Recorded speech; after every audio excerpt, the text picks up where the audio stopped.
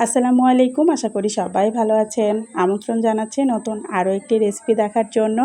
আজকে আমি আলু দিয়ে করলা ভাজি করে দেখাবো। আশা করছি আপনাদের কাছে ভালো লাগবে। করলা তো খেতে তিতা, তিতা লাগবে না এমন কোনো কথা নেই। তিতা অবশ্যই লাগবে। তবে আমি যেভাবে করলা ভাজি করে নিয়েছি এভাবে করলা ভাজিটা করলে অনেকটাই তিতা কম লাগবে।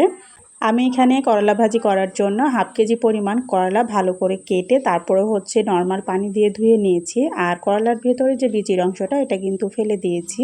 তো করলা আর আলু কেটে আমি নর্মাল পানি দিয়ে কয়েকবার ধুয়ে নিয়েছি। এখানে কিন্তু লবণ দিয়ে করলাটাকে কচলিয়ে নিতে হবে না, এমনি নর্মাল পানি দিয়ে ধুয়ে নিলেই হবে।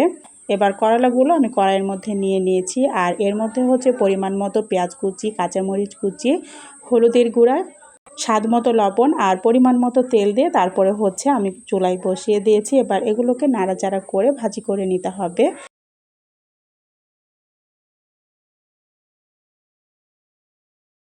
একেবারে সহজ নিয়মে আমি ভাজিটা করে দেখাচ্ছি। আর এটা খেতে কিন্তু অসম্ভব ভালো লাগে। তো আমি যেভাবে করলা ভাজিটা করে নিয়েছি এভাবে করলা ভাজি করলে অনেকটাই তিতা কম লাগবে। আমার মায়ের কাছ থেকে শেখা। আমার মা বলেন করলা ভাজি ঢাকনা দিয়ে ঢেকে তারপরে ভাজিটা করে নিলে এটা কিন্তু তিতা বেশি লাগে।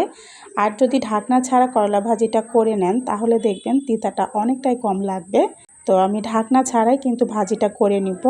আর এর মধ্যে আমি কোনো প্রকার পানি দিব না, শুধু তেল দিয়ে ভাজিটা করে নিব। অল্প আঁচে নাড়াচাড়া করে তারপর ভাজিটা করে নিতে হবে।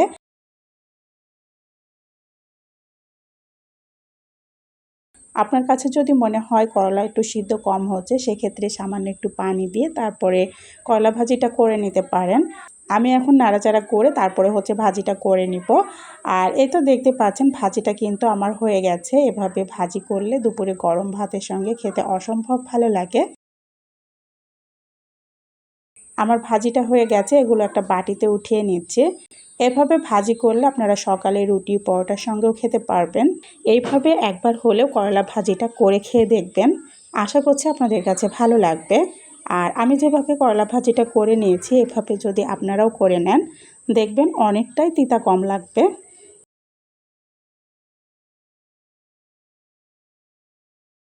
আর এভাবে আলু দিয়ে করলা ভাজি করলে করলা ভাজিটা কিন্তু অনেকটাই তিতা কম লাগে।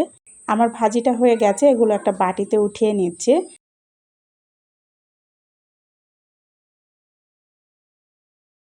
এই ছিল আমার আজকের সহজ রেসিপি। আশা করছি আপনাদের কাছে ভালো লেগেছে। আর যদি ভালো লেগে থাকে প্লিজ একটা লাইক দিয়ে চ্যানেলটা সাবস্ক্রাইব করে আমার সাথে থেকে যেতে পারেন।